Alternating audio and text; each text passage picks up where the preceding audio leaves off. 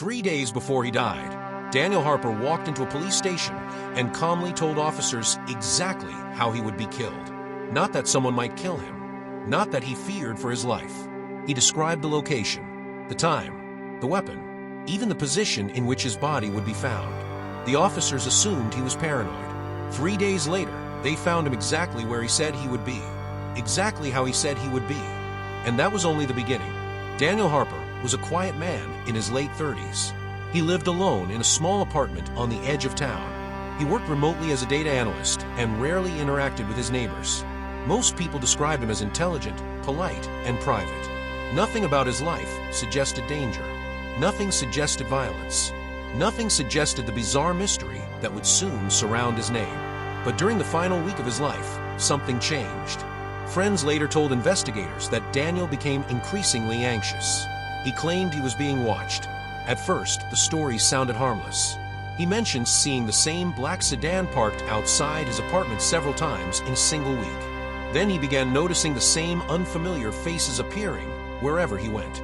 A man sitting on a bench, a woman waiting at a bus stop, someone standing across the street pretending to read a newspaper.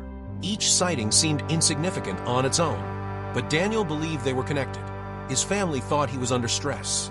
His friends suggested taking a break from work, but Daniel insisted that someone was following him. And then he started documenting everything. Every vehicle, every face, every strange encounter. He carried a notebook with him everywhere he went. Soon, that notebook became an obsession. Page after page was filled with notes, dates, locations, descriptions, patterns. Some entries were detailed observations. Others sounded like warnings. One page read, "They're getting closer." Another said, "They know I've noticed them." Then the entries became even stranger. Daniel started writing predictions. Not guesses, predictions.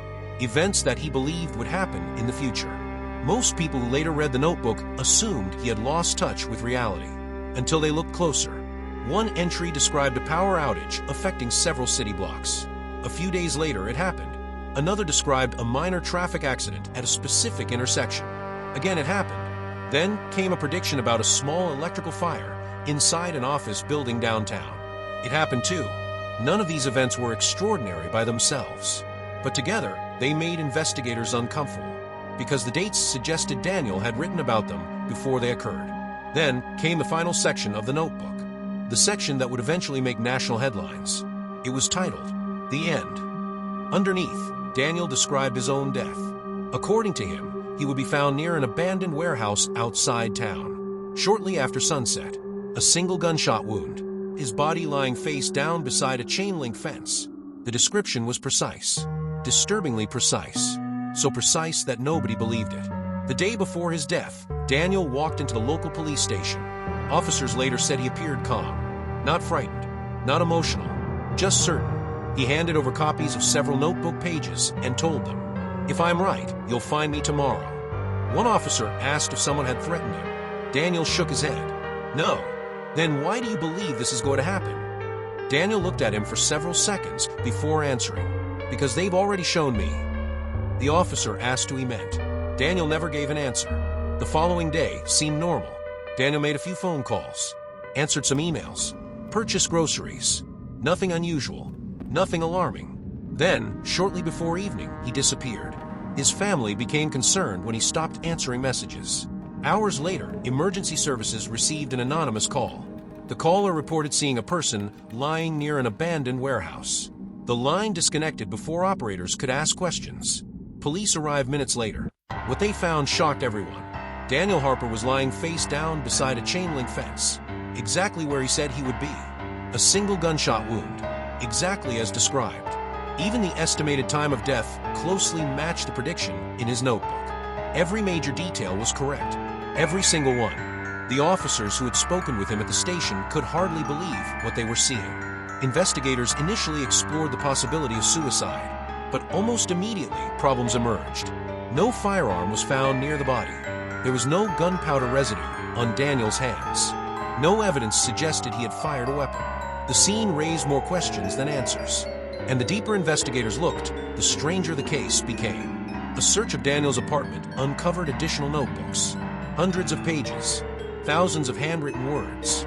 Most contained observations about people he believed were following him. Some pages included rough sketches of faces. Others contained vehicle descriptions and license plate numbers. Investigators spent weeks reviewing everything. Many leads went nowhere. Several license plates belonged to ordinary citizens with no connection to Daniel. The sketches matched nobody. Yet Daniel had clearly believed he was documenting something important.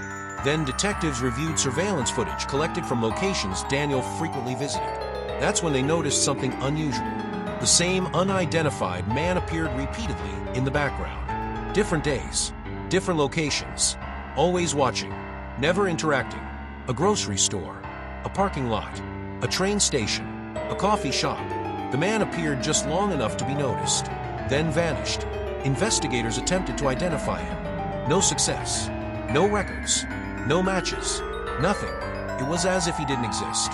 As news of the case spread, theories exploded across the internet. Some believed Daniel had orchestrated everything. Others believed he suffered from severe paranoia. But another theory gained traction. What if someone had been manipulating him? What if the predictions weren't really predictions at all? What if someone wanted Daniel to believe he knew the future? The mystery deepened when investigators discovered a hidden document inside his apartment. A typed letter, unsigned, undated, carefully folded, and hidden inside a drawer. The contents were brief, but chilling. They told me exactly how this would happen. They said nobody would believe me. They said the prediction itself would become part of the story. If you're reading this, then they were right. Investigators searched for fingerprints. Nothing. DNA evidence. Nothing. The letter offered no answers. Only more questions. Months passed. Then years. The investigation slowed. Leads dried up. Witnesses disappeared. Evidence produced no breakthroughs. No suspect was ever identified. No murder weapon was recovered. No arrests were made. Officially, Daniel Harper's death remains unsolved.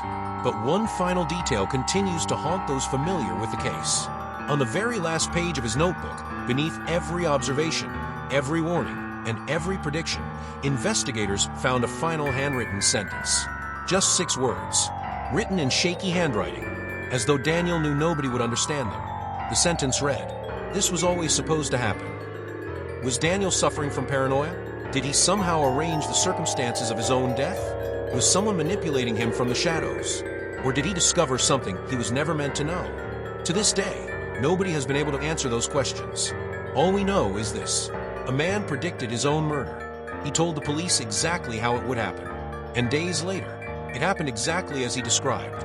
If you want more mysterious and unexplained stories like this, make sure to follow and subscribe.